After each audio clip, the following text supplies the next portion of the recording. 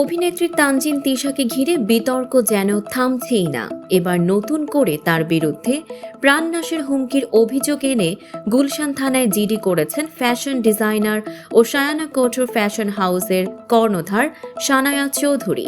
জিডিতে সানায়া অভিযোগ করেছেন 2024 সালের 13 ডিসেম্বর তানজিন তিশা তার কাছ থেকে 75,000 টাকার একটি শাড়ি এক অনুষ্ঠানে পরার জন্য নেন। পরদিন ফেরত দেওয়ার কথা থাকলেও এখনো পর্যন্ত সেই শাড়িটি ফেরত দেননি তিনি। সানায়া জানান, শাড়ি ফেরত চাইলে তিশা তাকে অশ্রাব্য ভাষায় গালিগালাজ করেন এবং প্রাণনাশের হুমকি দেন।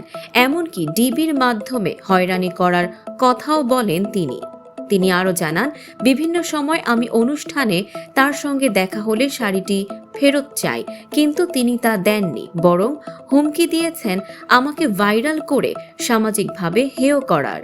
সানায়ার দাবি, গত 10 নভেম্বর ফেসবুক মেসেঞ্জারে তিশা আমাকে ব্যবসা ধ্বংস করার এবং কেউ যেন আমার ডিজাইনকৃত পোশাক না পরে সেই ব্যবস্থা নেওয়ার হুমকি দেন।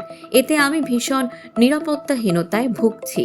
গণমাধ্যমে সানায়া বলেন, ফ্যাশন ডিজাইনার ও শিল্পীদের সম্পর্ক সবসময় সহযোগিতার হয়, কিন্তু তিশা আমার সঙ্গে যেভাবে আচরণ করেছেন তা খুবই হতাশাজনক। এবার বাধ্য হয়েই আইনের শরণাপন্ন হয়েছি।